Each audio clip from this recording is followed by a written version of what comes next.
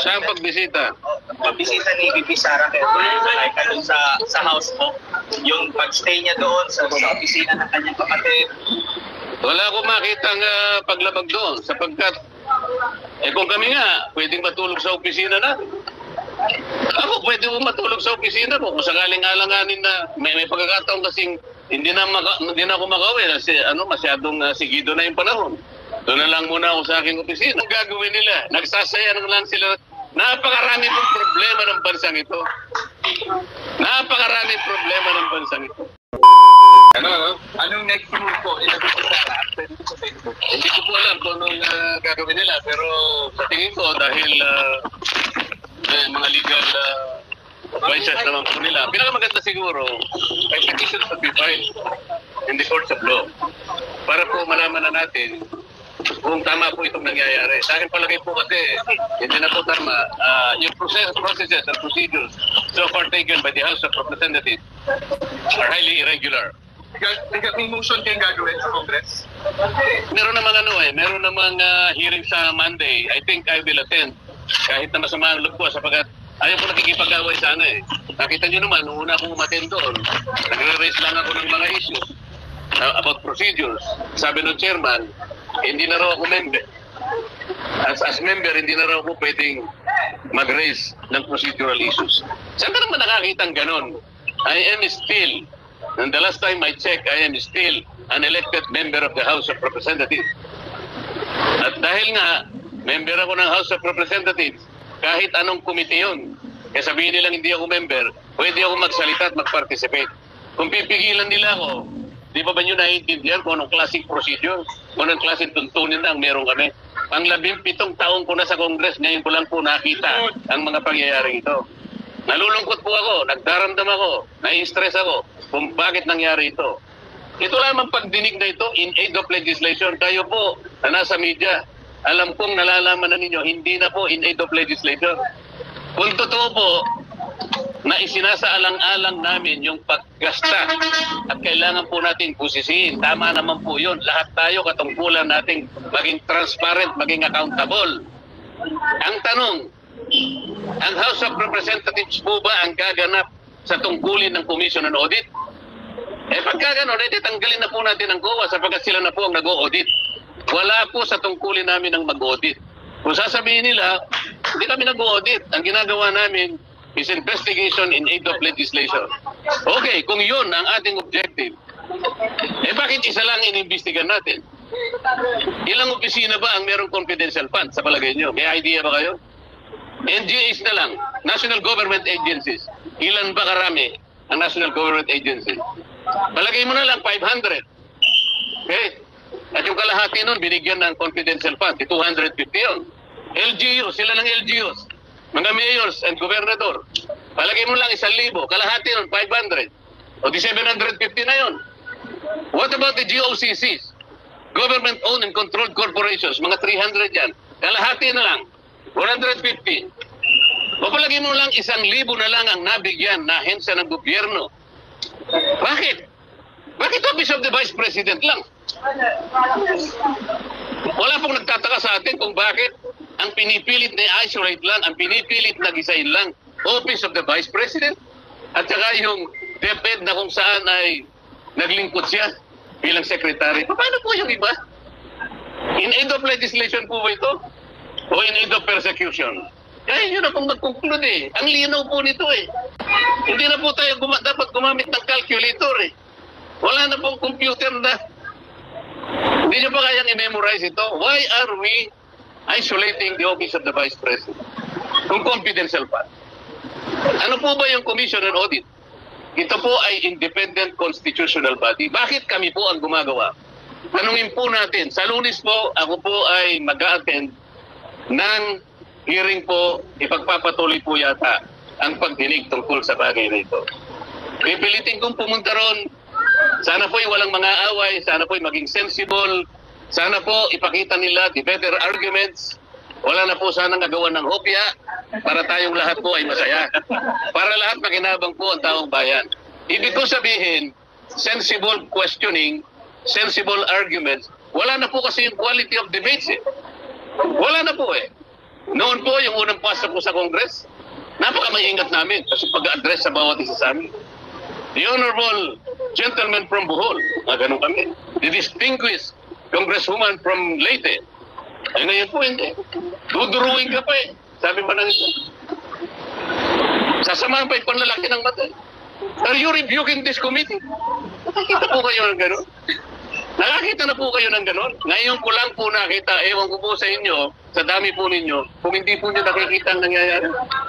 Hindi po namin trabaho ang mag-audit. Yun pong audit observation memo o kaya notice of disallowance.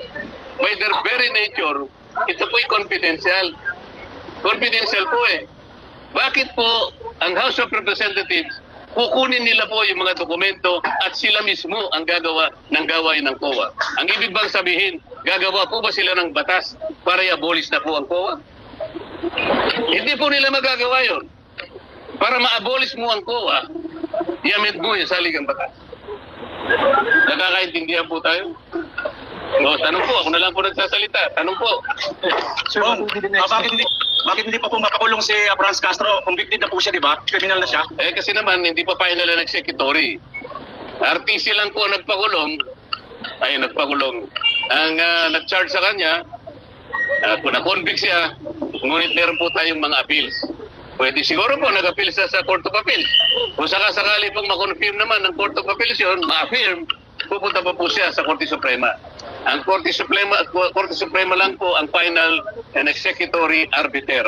At pagkatapos po nun, kung sakasakali na i-affirm ng Korte Suprema yung naging hatol ng mga hukuman sa kanya, doon pa lang po siya makukulong.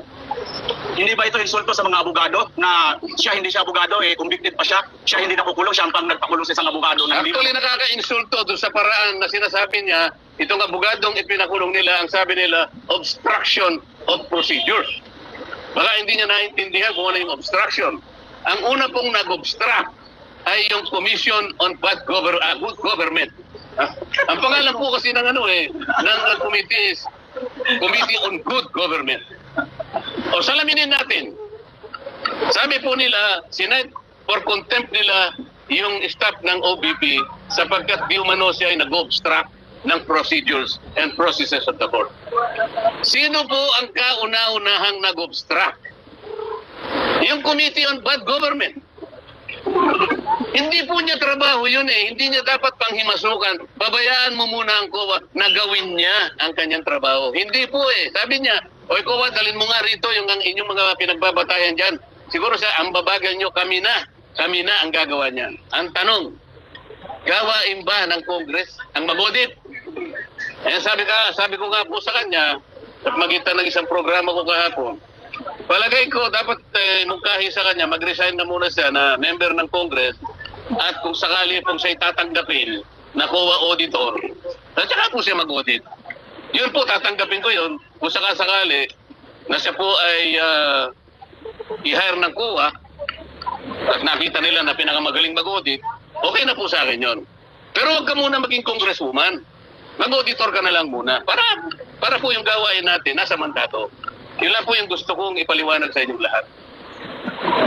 Sir, doon sa pagbisita ni Bibi Sara, meron po ba kayo nakita na pagyaman? Doon sa... Saan pagbisita? Pagbisita ni Bibi Sara doon sa house mo, yung pagstay niya doon sa opisina ng kanyang kapatid. Wala akong makita ang paglabag doon sapagkat kung kami nga, pwedeng matulog sa opisina na. Ako, pwede mo matulog sa opisina ko kung sakaling alanganin na may pagkakataon kasing hindi na ako makauwi kasi masyadong sigido na yung panahon. Doon na lang muna ako sa aking opisina. Ngayon, kung halimbawa, binisita ng pangalawang Pangulong kanyang staff na nakakulong, alam mo, galing Pilipino yun eh. Staff niya yun eh. Kung ako parang sumakit na ilog ko sa nangyari sapagkat itong abogado, sinasabi niya lang, nakita ko kasi yung ibang bahagi ng proceeding. Parang ang pinagtuunan nilang pansin, yung pagsulat niya sa COA na sinasabi niya, dapat kayong magpakadalos-dalos, huwag muna na niyo silang bigyan ng dokumento sapagkat hindi pa conclusive yung audit observation memo. Totoo naman yun eh. Hindi po conclusive yun. Appealable, hindi final yun. Contestable po lahat yun. Ngayon, ginagawa lang ang tungkulin niya bilang isang abogada. Yun ang pagkakaintindi niya. Maski ako gagawin ko yun eh. Bakit niyo bibigyan sila ng dokumento para silang umako sa gagawin namin? Hindi, ginagawa pa lang namin ang tungkulin namin. Halimbawa po sa isang nagluluto. Nagluluto pa lang po ako eh. May nakialam na po, sabi niya gano'n, bigay mo nga sa akin yung sandok na yan. Teka muna po paano? Bigay mo nga sa akin yung ganito. Hindi po kami ang tagaluto rito ba't po kayo nakikialam Kami po ang nasa kusina, kami po ang tagaluto rito. Bakit po kayo nakikialam? Ngayon, sinabi nung abogada, hindi pa po luto yan Niluluto pa lang namin, tsaka niya lang po tikman. Pag naluto na, tsaka na lang po kayo gumawa ng paraan, i-criticize nyo po kami, yung pagkakaluto po hindi tama ang pagkakaluto hindi po niluluto pa lang natin.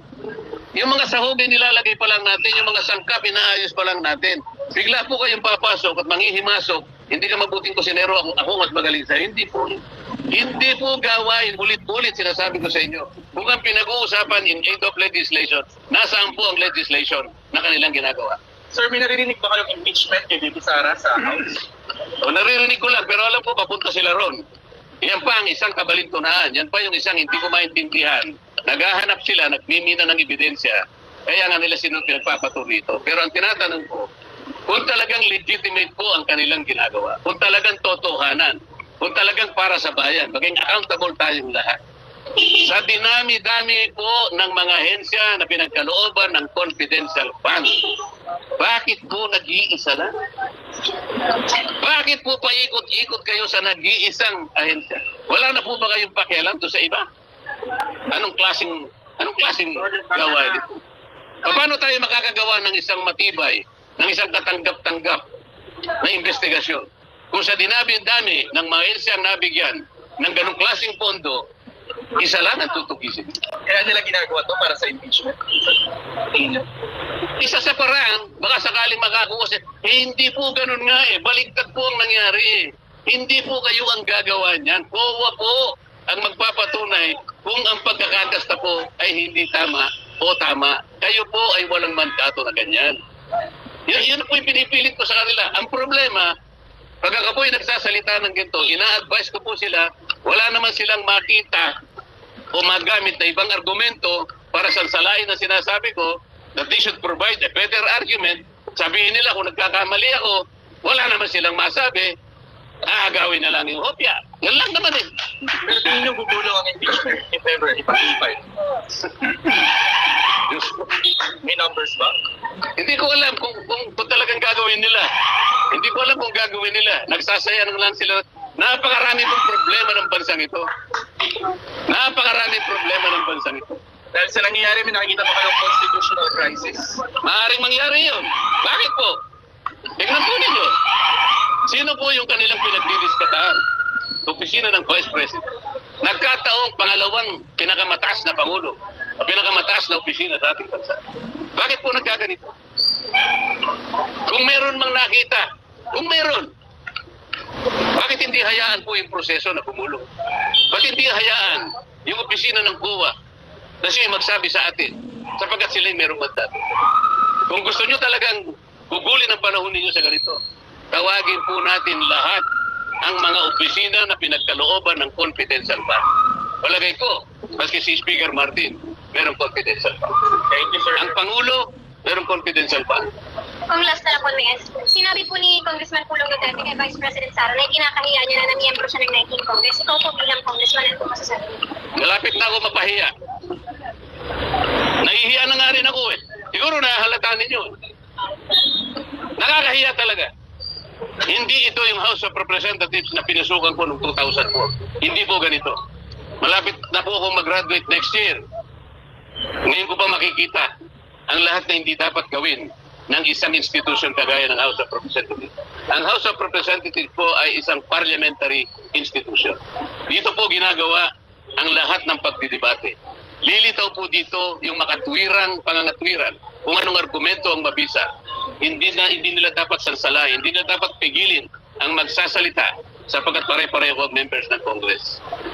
Sir, yung in aid of legislation na hilig, meron na po bang bill na nabasa kayo? Meron na ba silang plano? Nabasa na iba ba? Yung meron silang naipasang bill sa extrajudicial killing. Pag-uusapan ba natin yun? Basahin po ninyo, nakakatuwa, nakakahiya. Sapagkat akala niya, kailangan po malaman ninyo kung totoo na in aid of legislation po ito. Nakapagpasa na po sila ng panukalang batas October 11, 2024. Ba't tayo pa nilang tumigil? Meron na pala. So hindi na in aid of legislation, tapos na, di ba? Ang hinahanap nila yung makagawa ng batas tungkol sa EJK. Nagawa na eh. Na-file na October 11, 2024. Ba't tayo mong tumigil? Meron ka bang gustong gawin siguro? Di ba? Kung ano po masasabi niyo sa sinabi po ni Vice President Sara Duterte na ang gobyerno na ito ay walang pagtutulungan. It is nothing. Binanggit niya po kanina. Wala akong magagawa kung yan ang sentimiento ng Vice President. Nasa kanya yon. At lahat naman ng tao ay pwedeng magpahayag ng kanyang opinion. Hindi ko kayang agawin sa kanya yung opinion na yun. Lahat po tayo merong sarili-sariling opinion. May karapatan tayo na magsabi kung anong nararamdaman ng bawat isang Pilipino sa kanyang pamahalaan. Thank you po. Grabe mga kabayan, 29,670 live viewers. Pakikilike, pakikishare. Ayun po si Congressman Marcolita, ang ating magiting na senador.